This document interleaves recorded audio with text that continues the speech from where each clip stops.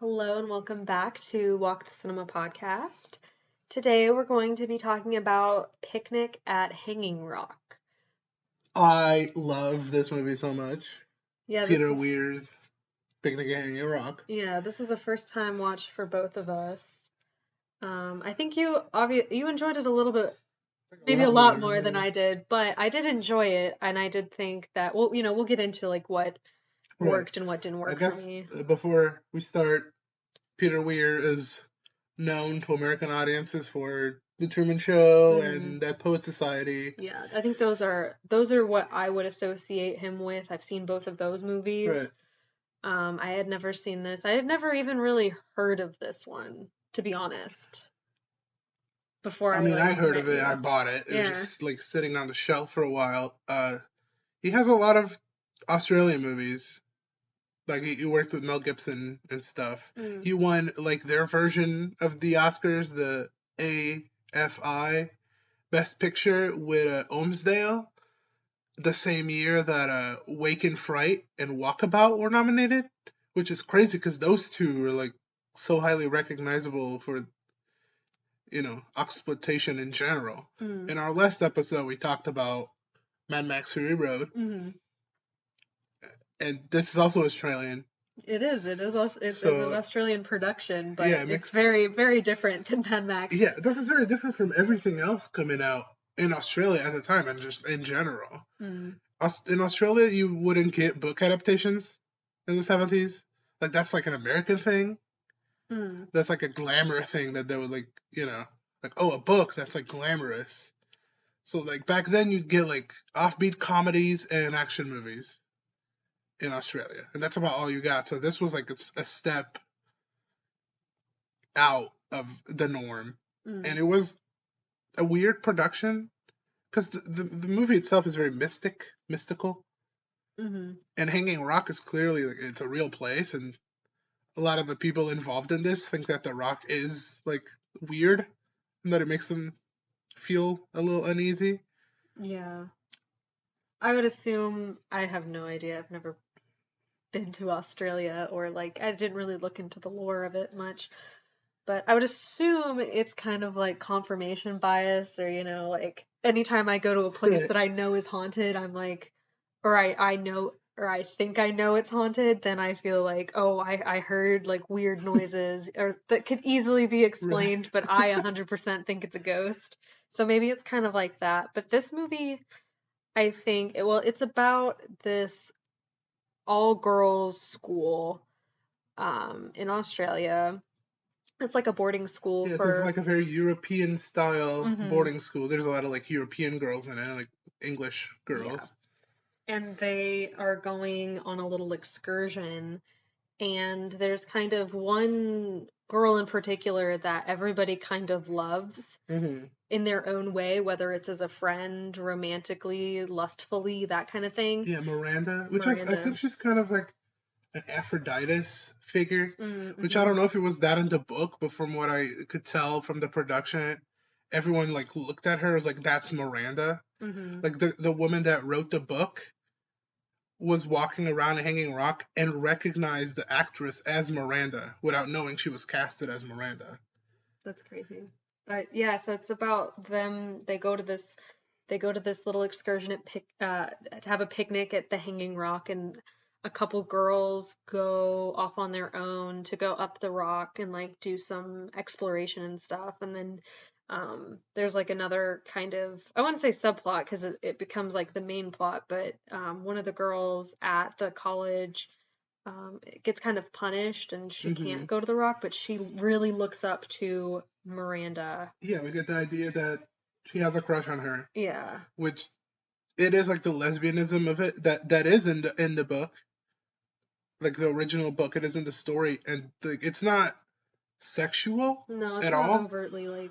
It is like treated like, oh, they're girls, they're young, they're all there's no boys, so they develop attractions to each other. But it's mostly to Miranda, like everyone.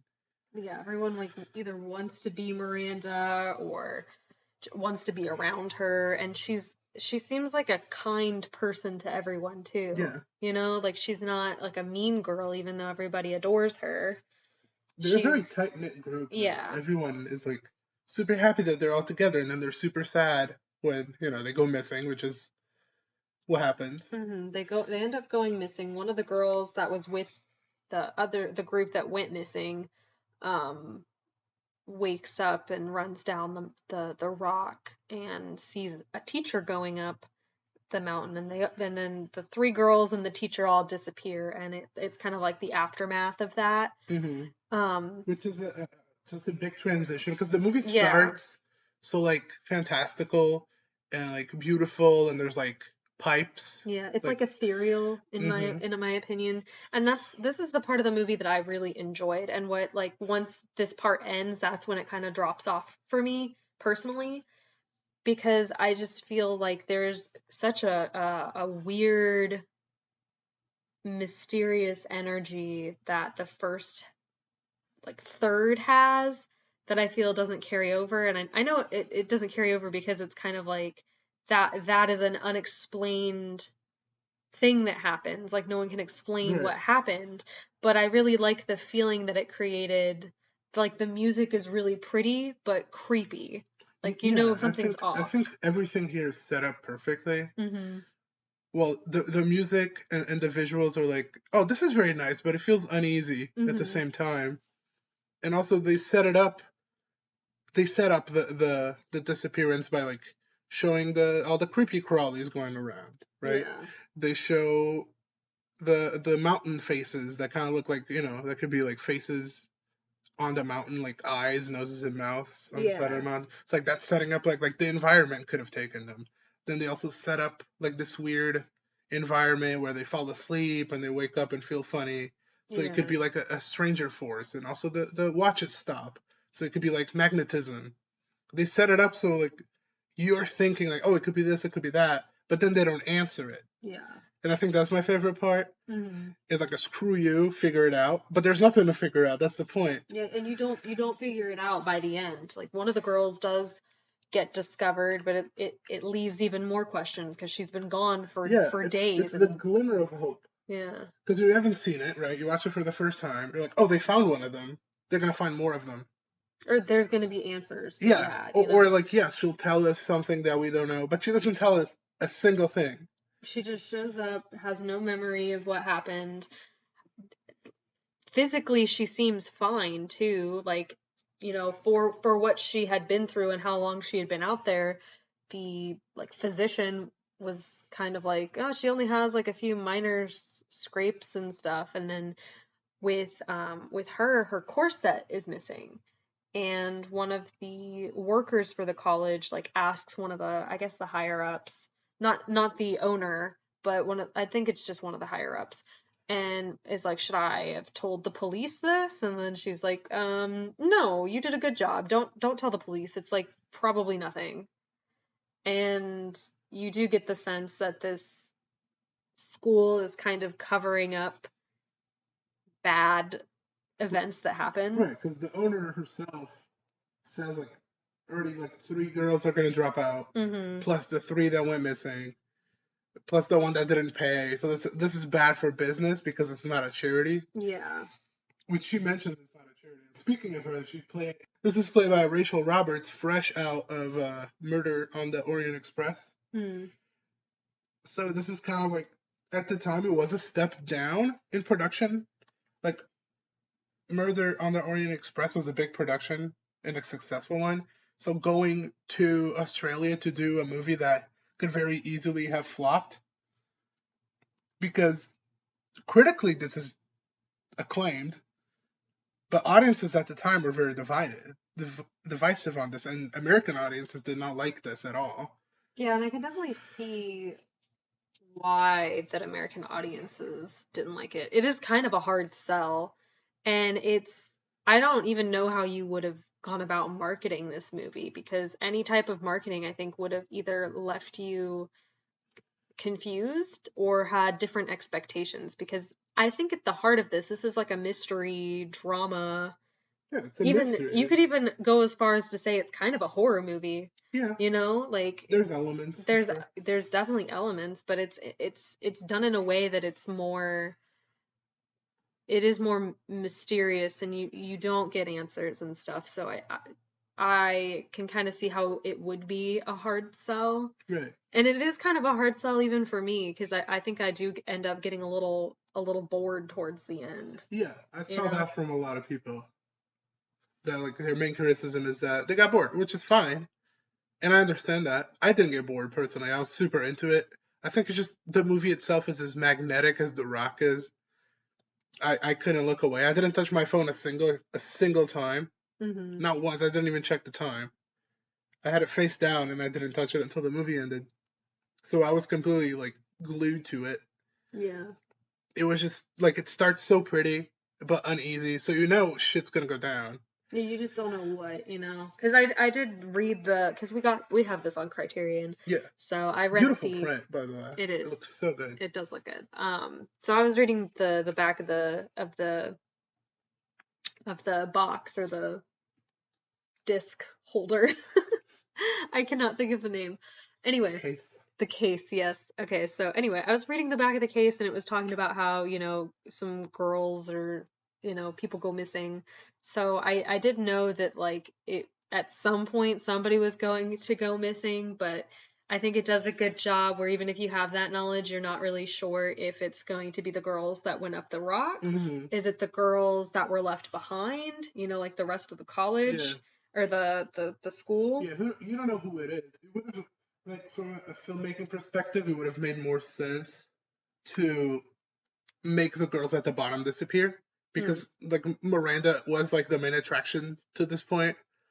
Like, she's the magnetic figure that you remember her face, you remember her name, you remember everything she does. Mm-hmm. So you don't want to lose her screen presence, which they kind of try to avoid by making her, like, appear in the distance at points. Yeah, like in like daydreams. We'll see her in daydreams, or like feel like they see her through a corner, or Yeah. So that kind of thing. That's the director trying to bring this actress that's like so perfect for the role, and everyone agrees on that because she looks so different from all the other girls. All the other girls kind of look similar. Mm-hmm. Like they kind of have like a look to them, and this one is so different looking. And she does feel like, especially the way she's treated, she does feel like she is like the goddess of love of all of this, especially because she mentions Saint Valentine like twice, Mm-hmm. and it is on Valentine's Day. Yes, it takes place on Valentine's Day, I think in the year 1900. Yeah. So it's kind of like a historical drama too, I guess. And I think they started shooting on Valentine's Day, or they arrived at location on Valentine's Day, something like that. That feels spooky.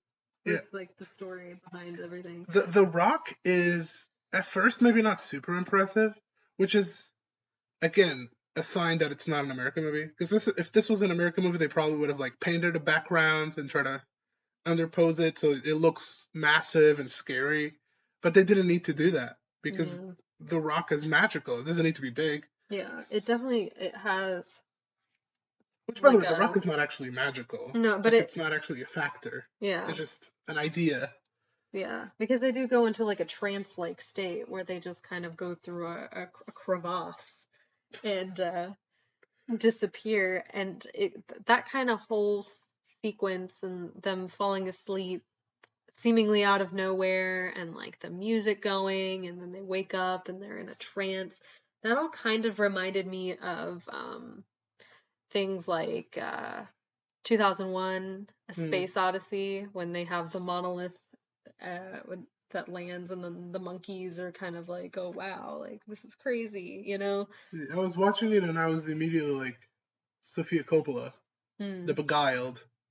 Even the original, like Clint Eastwood Beguiled. I didn't think I read that she took a lot of inspiration for this, or from this, for things like The Beguiled and Marie Antoinette. Yeah. In terms of like thematic, because this is mostly about young girls, or like girls that are kind of coming into their womanhood, I guess, and it deals with presumable death, Yeah, and it does deal with death, right. like more concrete, but we kind of assumed that the girls and the teacher died, and we see that one of the girls that was left behind, because of all the circumstances that happened, her beloved friend and crush is gone. She's an orphan and she's going back to a person that is kind of abusive to her. And her brother is also part of the story. Yeah. Which I don't completely connect. Like that's probably the part I haven't understood the best. I don't know if there's supposed to be something in there. Maybe I'm missing on that, but yeah, I also was like, I don't necessarily have like an answer as to why that's included. I'm sure there is a reason, I just don't know it. But she ends up, jumping to her death. Right. Because of all of the circumstances, which then, kind of leads to the owner of the school to fall from the hanging rock. Yeah. Because of Which we all don't the see. Yeah, because it's kind of like an abrupt ending. Yeah. And I think that's the shock of the ending to me. Because the movie doesn't end. There's no ending. Yeah. It just stops. So the ending of it, like, you're like, will they answer this? Yeah. Like, and they don't. it's been almost 2 hours. I don't know if they're gonna have time, and then they don't. Yeah. They just tell you, oh, it's over. We don't know what happened. Yeah, and I think that I did read that in the book, the author had included a 12-page chapter at the end where it does explain everything. Like it explains all of like what happened to the girls and stuff. But I think she was, I wouldn't say pressured, but it was recommended by her publisher or something to take away those pages and leave it kind of ambiguous. And I think it works a lot better that way. It works really well, and she's very adamant on not answering if this is a real story or not. Yeah. She also apparently dreamed most of it throughout like months. That'd be creepy. Like, she would go to sleep and then wake up in the middle of the night and write a chapter. That's creepy. I would not enjoy that. That's the thing, not just about the book or about the story and about the movie, that everything is a little off. Yeah. Like, everything feels weird. Like, there's a lot of coincidences, and everyone feels weird towards the rock. Yeah. And the author seems like a character. Everyone loved her, from what I could tell. I never seen anyone speak badly about her. Yeah. But she would like recognize actresses as the character without knowing who they were. So she found the actress that played Miranda, and she called her Miranda and hugged her. But she didn't know that she was casted as Miranda. She just saw her, and she was like, that's it. That's the one that they must have chosen as Miranda, because I see Miranda in her. Yeah, I mean, it's probably like a very surreal feeling as an author to see your creation, right, and story come to life on a screen. Because I mean, books and movies are very different forms, and I don't know. I would assume it's kind of a cool feeling, but it's a good movie. It's a great movie in my opinion. I just think it's good. I think it's worth watching. I think you would have to be in the mood to put this on, because it's not really something that I think is going to grab your attention if you're doing something else. I think that the first third does kind of grab your attention. Yeah, the first act is undeniably what everyone enjoys. Yeah. That one is like, you're gonna like the first act. Yeah. It's when it stops the music, when it stops like the beautiful like dreamy shots, and it becomes more grounded and like more silent. Yeah. That's when some people get turned off, which you did. A little bit. I mean, I did it a little, of course, because the first bit is just so magical, but I adapted to it quickly, and I didn't stop paying attention to it at all. I was super glued to it. Yeah. I know you really enjoyed it, and I'm kind of surprised at how much you enjoyed it, because I don't know, it's just kind of one of those movies that is I wouldn't say there's not a lot there, but it's kind of, it leads you to your thoughts a lot, I think. Yeah, but I like that. The last movie, because I'm gonna give this a 10 out of 10. Spoilers, I guess, for 2 minutes from now. Yeah, we'll go ahead and like. And the last movie I gave a 10 out of 10 was Andrei Tarkovsky's Stalker, which you also covered. Yeah. And that also left me to my thoughts, which I really did enjoy it. And before that or after that, I remember we talked about The Holy Mountain. And that's another one that just leaves me to my thoughts. And I gave that a 9. and I've watched it 3 times since, or 2 times because I watched it once for the episode, and I still can't give it a 10.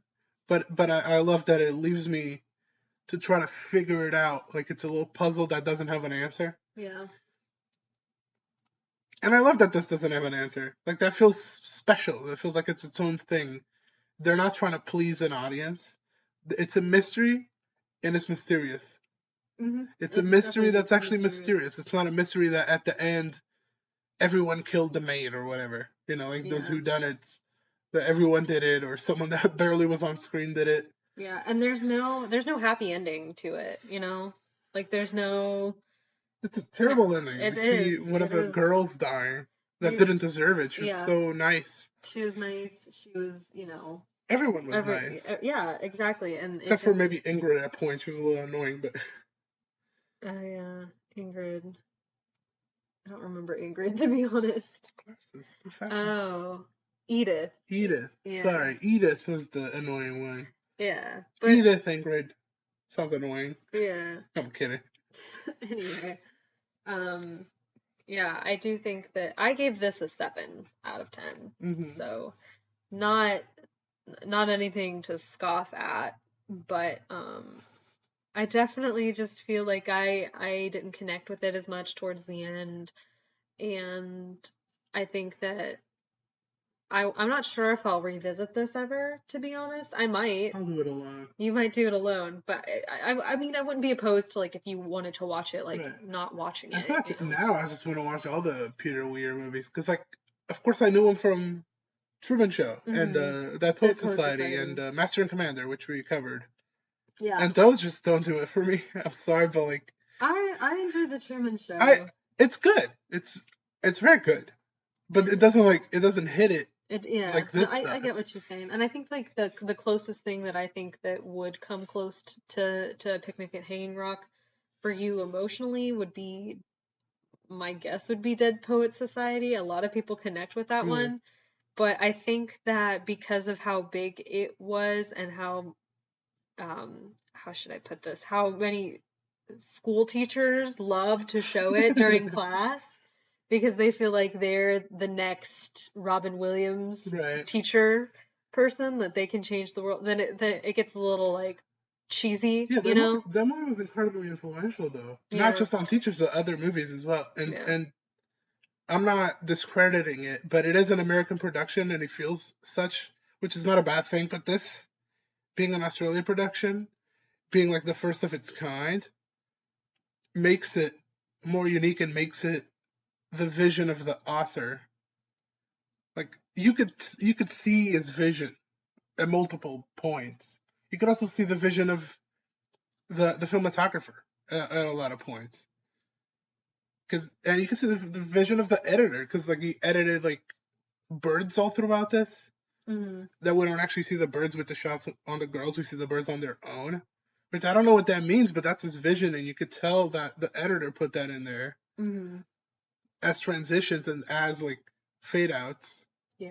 And there's a lot of passion in this that you don't get in a production that has a lot of money behind it, because the producers need their money back.